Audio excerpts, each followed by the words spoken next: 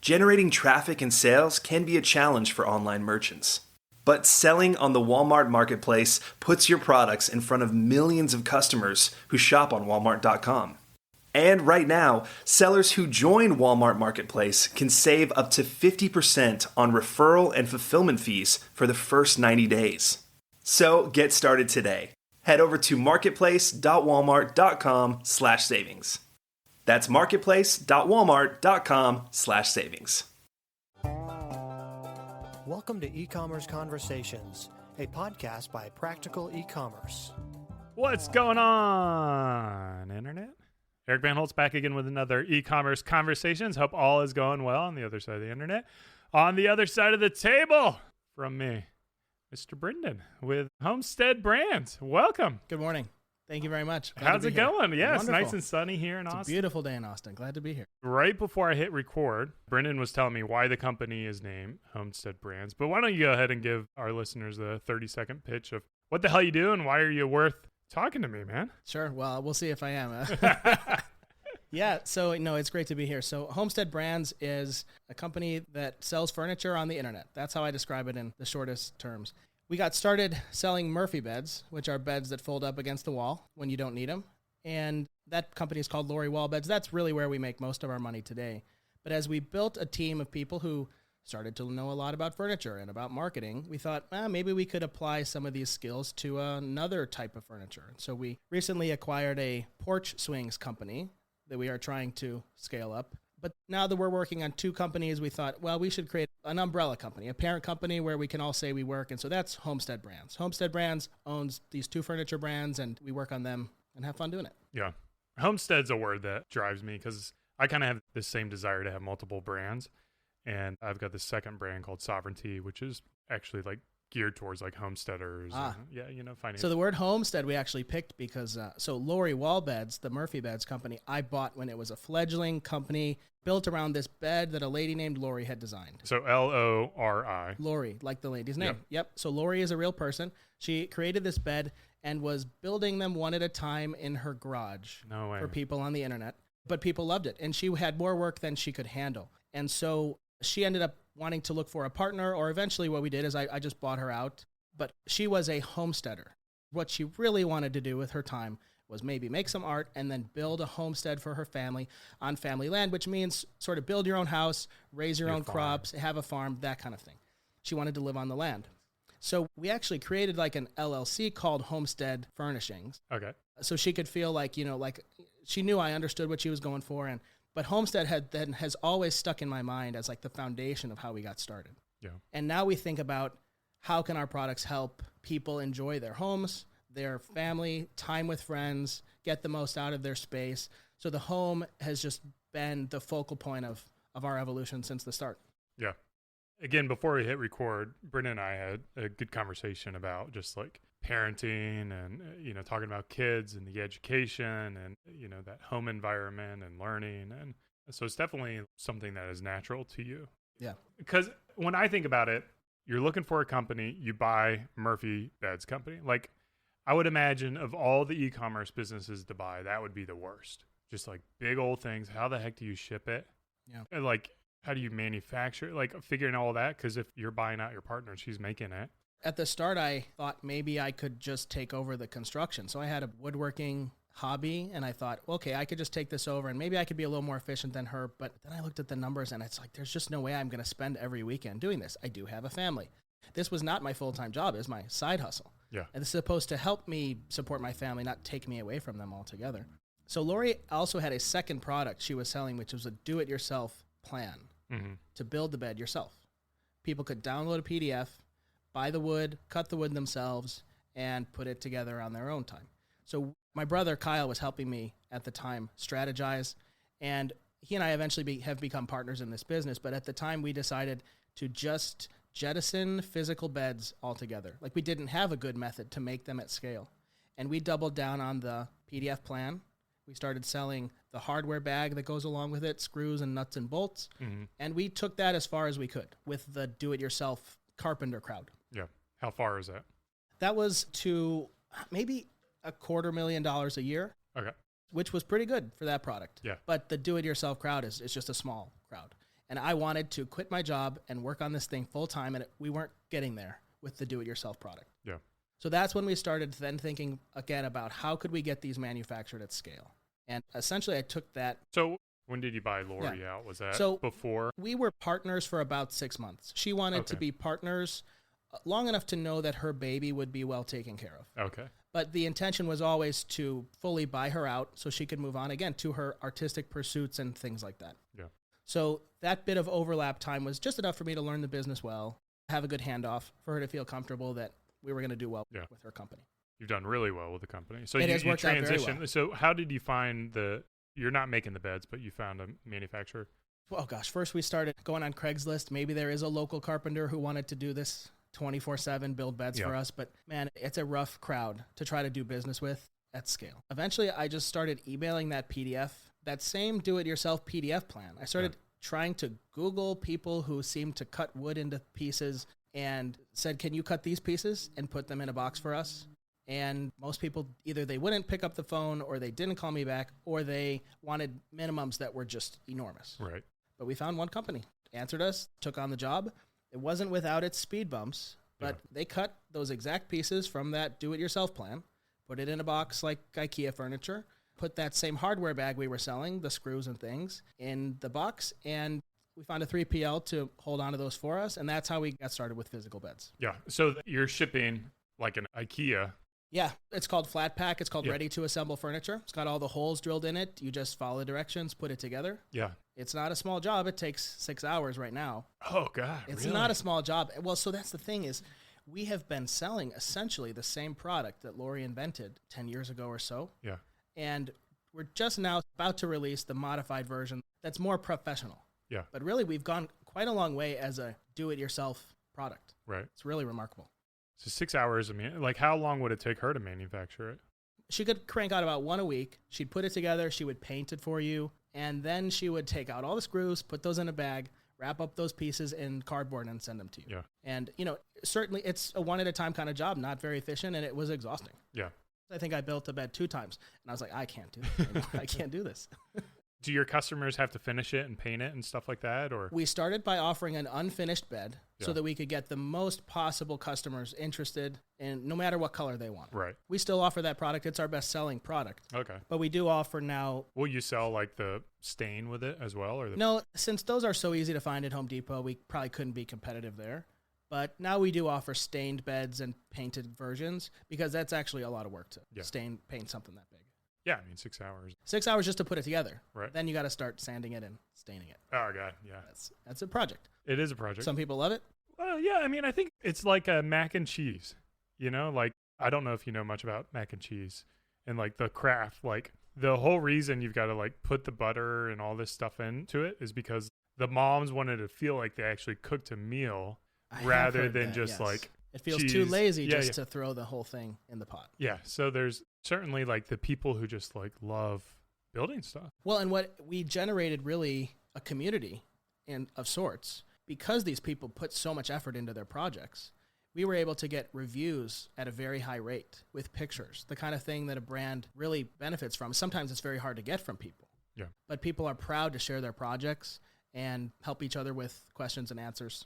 So how much are they paying for this? Like $1,000? Our average order value today is $1,600. $1,600 because the stains have actually become quite popular. The painted beds. Right. But at the beginning, it was probably something around $1,000. Yeah. So you spend $1,000, you spend $1,600. You're going to do it. Yes. You're going to do it, and you're going to be proud of it, and you're going to talk about it. Is that how you've been able to grow the business? Is through word of mouth and people showing off their bed, or? That's a key element to what we've really dedicated ourselves to, which is conversion rate optimization on our site. That's the first thing we spent quite a lot of time and money on, making sure that when people came to our site, we could convert them as efficiently as possible. And so there's lots of trust builders, things like reviews, trust seals and things like that. I think that's what that community really contributed to, is the feeling that this company, well, first of all, people actually order from this company. You can trust them, and the product is good when you get it. But once our site was converting very well, we started doing paid traffic acquisition as well. That's really, social, I think, or we had the search? best results with search. Okay. Because typically someone who wants a Murphy bed, well, they already know they want a Murphy bed. Is Murphy Bed trademarked? Is that something you have to battle with? No, Murphy Bed is a generic term. Okay. Or at least it's become as generic as like saying you're going to use a Kleenex or you're going to Xerox something. Yeah. Technically, those are trademarked things, but I don't think anyone owns a trademark to Murphy Bed. Okay. At least They're not come enforcing find it. me. Yeah. So you're able to bid on like, the terms Murphy Bed, get those customers. Yeah.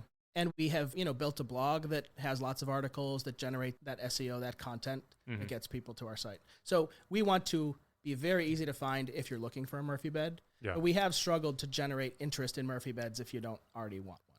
Yeah. So like the demand generation is pretty challenging. I guess it's challenging for any business out there. Yeah, but especially something big, something expensive, something that takes a time commitment to be ready.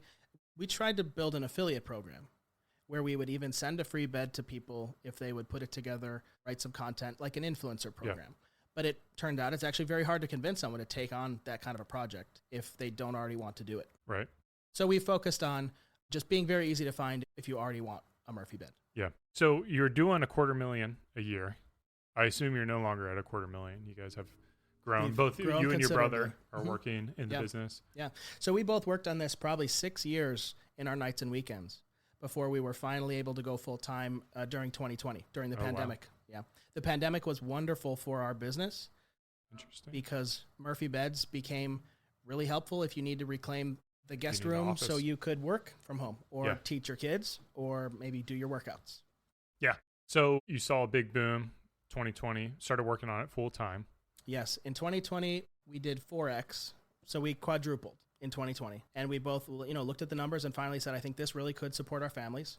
And then last year, the growth continued in 2021. Yeah. Now, how has your manufacturer been able to keep up? Because, growing at a 20% clip year over year is you don't need to blow your brains out. But I can't imagine 4Xing your business model. It's just got to unravel all the seams. Our supply chain became very difficult during 2021.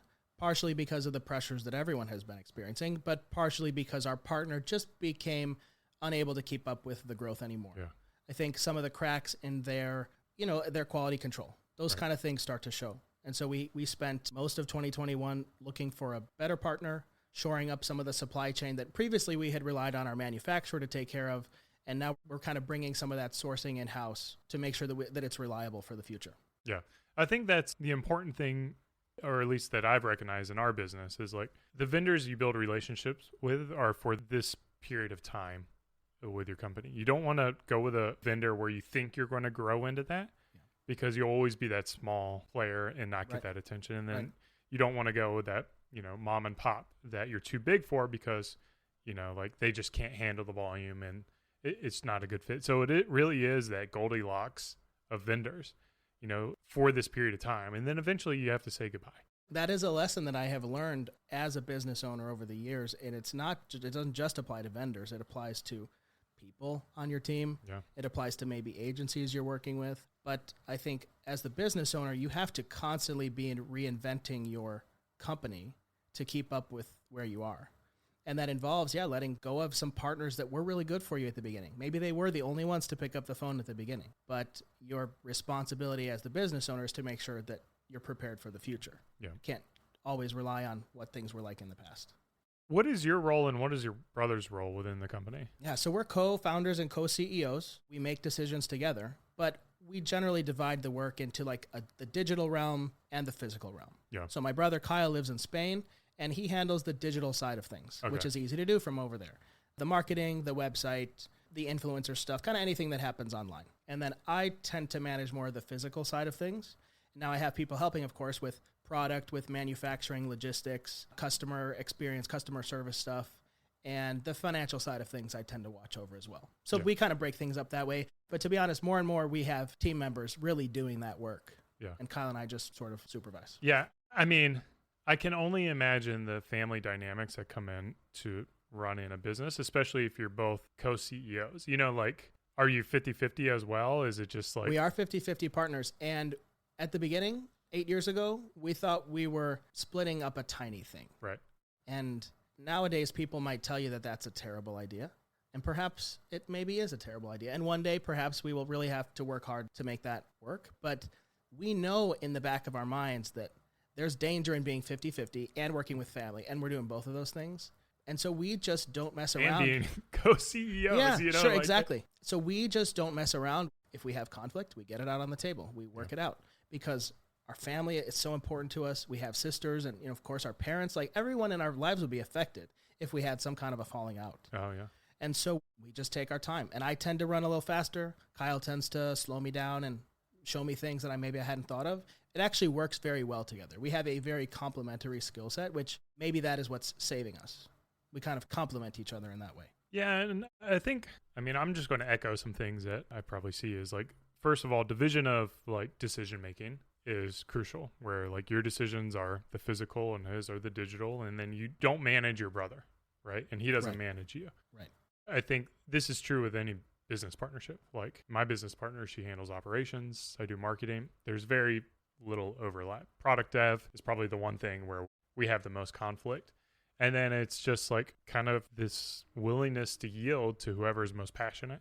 Because the reality is both of you guys, just like me and my two business partners, we want the company to be better. It's not like we want to destroy the company. Yes. So if someone's very passionate about something, let them own it and then let them do it. And it didn't take very long for my brother to be better at digital marketing than me. Yeah. To know more, way more than me about that stuff. So I easily defer to him because he just is the expert. And that has served us well so far. Now, we are putting some paperwork in place to make sure that if anything happened, we have a mechanism for working things out if conflict became too much. But I think we're both very invested in, certainly, we both want the best thing for the company. We also want the best thing for our families. And so we just work stuff out. We just have to. Yeah. At Beard Brand, we have like the operations agreements with all the policies you follow. But like me and my business partners, we're not those people. Like, we're not contract people.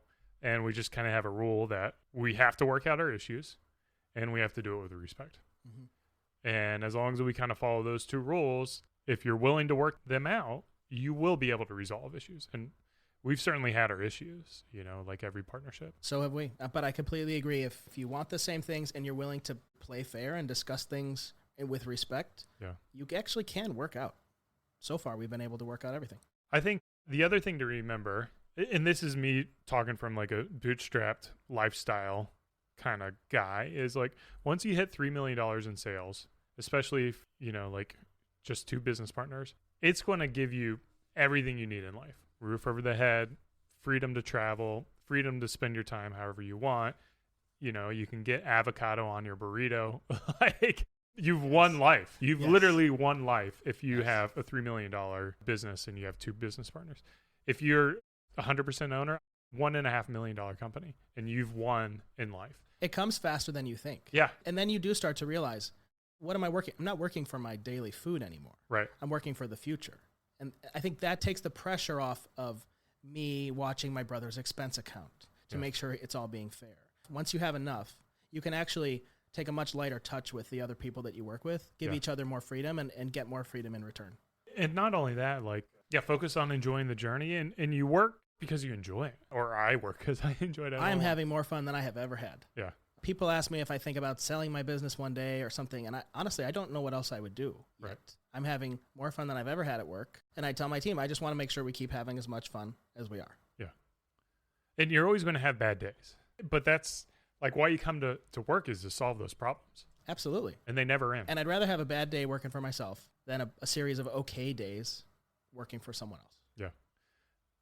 We talked about how we're not really meant for this system of society, entrepreneurs. I think we just have this inherent desire for control over our lives.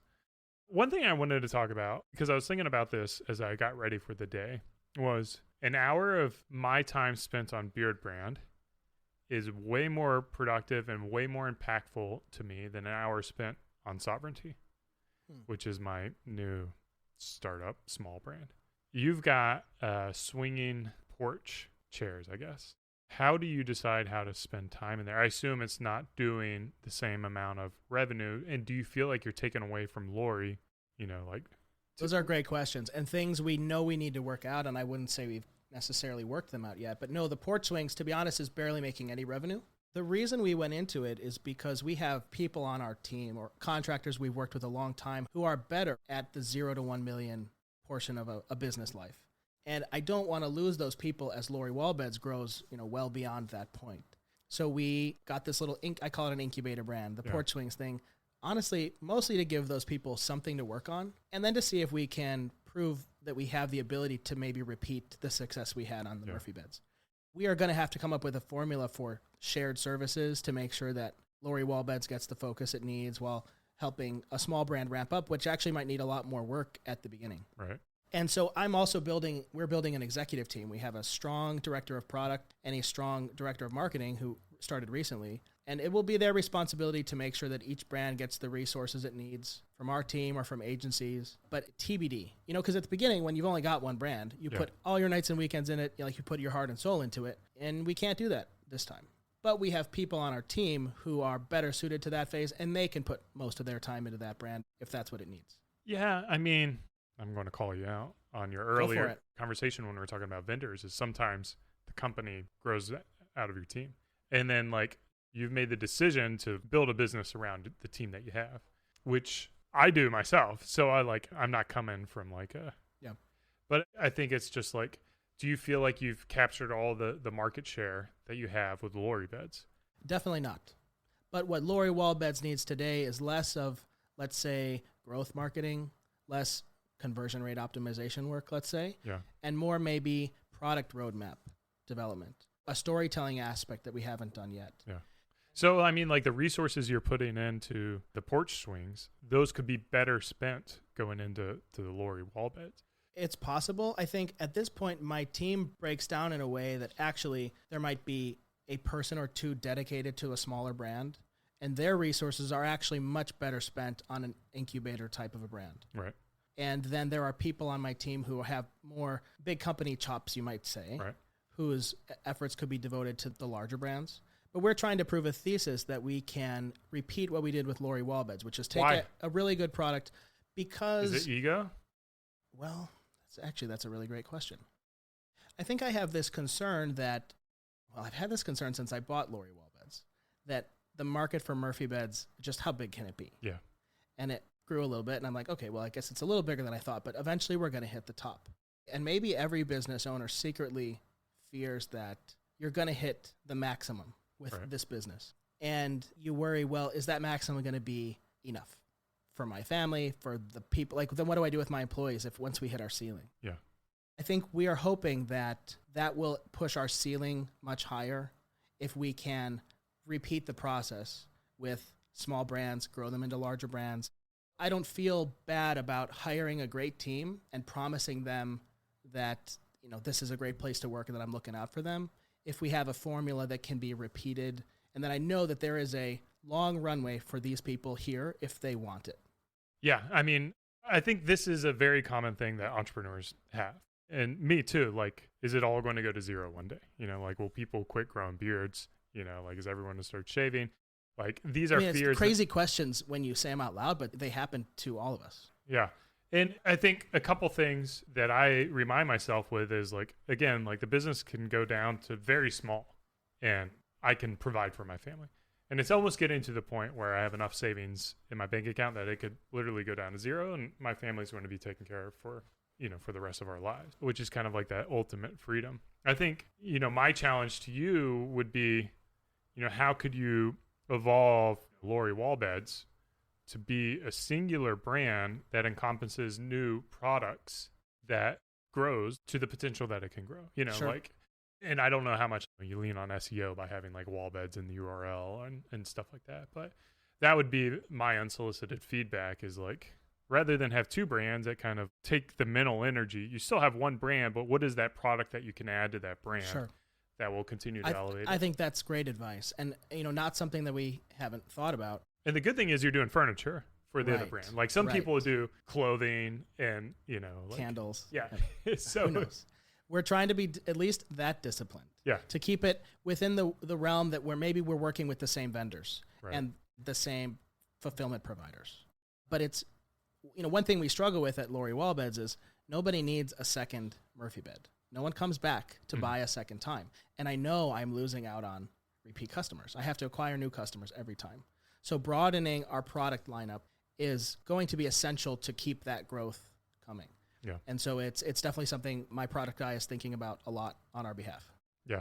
And that's for the porch business or for... That's mostly, so the Murphy Beds business, it does kind of feel like maybe we're topping out on the current version of the product that we have. Yeah. But we're going to introduce a product that has a lifting mechanism that's quite a bit different than what we sell now.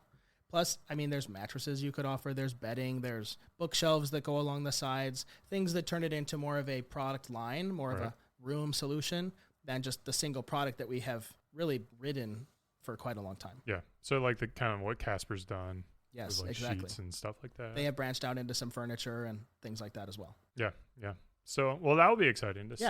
Yeah. And likewise with the porch swings, I think we're thinking about, can we create a line of outdoor furniture, maybe it's chairs and tables, that look something like the porch swing does and turn it into more of a product line rather than the one product that we'll start with. Yeah. That's fun. I mean, like, who's like guiding the vision between you and Kyle for that? You know, I think up to recently, we would gather ideas, we would kind of kick them around and just see what looked like the next best thing to do. But since we've hired a product expert who's been in the furniture business, he's been in the business 20 years or so, more and more he comes to us with having gathered that data, having thought about what we could make, what people are asking for, and he suggests things that he thinks we should do. Yeah. And that's fine because I'm not a furniture, I mean, I make my money in furniture, but I'm not a furniture expert. Right. And it's hard to set the vision when you haven't even seen down that road. And so we're coming to rely on good employees like that, maybe agencies, coaches, those kind of people start to bring you ideas because they've seen down the road from where you are. Yeah. I'd like to echo, you're not a furniture expert, but you are a problem-solving expert. Yeah. And I think that's kind of like what entrepreneurship is. If you want to be successful in entrepreneurship, it's that ability to solve problems. I want to talk about not being an expert in the furniture. How do you hire someone knowing that they are that all-star product person who can guide you? I mean, it's a great question. How do you hire someone who's supposed to be better at the topic than you are? How do you evaluate whether they're good at their topic? We follow a system that comes from a book called Who. I think it's called The A Method for Hiring. Who, W-H-O. That book took away my fear of hiring completely. That method involves really, essentially you're just evaluating to see whether this person has already done the thing that you'd be hiring them to do. In the book, they say people are not like mutual funds. Past performance is the best indicator of future performance. So you evaluate people and you only pick a person if they've already done basically what you need them to do. And you're not betting on maybe just their raw talent or just their go-get-'em attitude. You can say, well, this person's already done exactly what I need to do. They want to do it for me. Their references all check out. And that has worked for us very well so far. So is the expectation then a higher salary? Or because if someone's going to go make a lateral move, doing essentially what they're doing now, or maybe just like slightly different environment, like how do you entice that candidate? A great question. I mean, every candidate has a different reason for being interested in moving. And to be honest, most jobs suck. Most companies are terrible to work for. In some way, there's some way in which your company is better than the company they work for. Maybe it is financial, but maybe it's that the work from home, the flexibility. Maybe it's the fact that they get to be employee number 3 in a small thing, and they can see the roadmap for how they could help you take it to a big thing. And currently they're at a big thing and they're just a cog in the machine and they're tired of that. There are a million reasons that your company might be more attractive than the place they're at. And you got to feel that out. You got to ask them those questions. But there's lots of reasons other than money that people would be looking to change their job. Yeah. The last question I have is about the whole work remote thing that you kind of alluded to, but your business partners in a foreign country, like how do you manage that communication? Clearly it's not insurmountable, but you know, for me, I just love being in person with my business partners. You know, we've never been in the same place, Kyle and I, while we've run this business. We've always lived in different cities, and now we live in different countries. We actually are, now that we're in such different time zones, our communication becomes much more purposeful because our days only overlap for 2 hours between 8 a.m. and 10 a.m. If I want to talk to Kyle, it's got to be right then. And so, man, we make the most out of that time. In some ways, Are you talking every day, or? We talk probably 3 times a week during that time slot. Sometimes it's with our whole executive team. Sometimes it's just he and I. Sometimes we're doing just a little extra work on something that might have popped up. And certainly we chat here and there between in between, but it's forced us to be purposeful about the time we spend together. Maybe one day we'll get to be in the same place and share an office or something, and who knows what we'll be able to accomplish then. But I think for now, if you just make the most of the time you have, you can make quite a bit of progress. Yeah.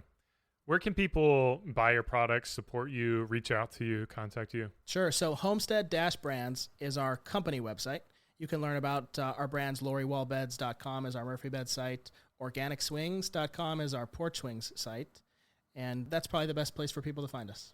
Yeah. Well, I appreciate you swinging by the office. I enjoyed this thoroughly. I enjoy our time together. So hopefully our listeners enjoyed it as much as I did. This has been another e-commerce Conversations. Cheers and keep on growing.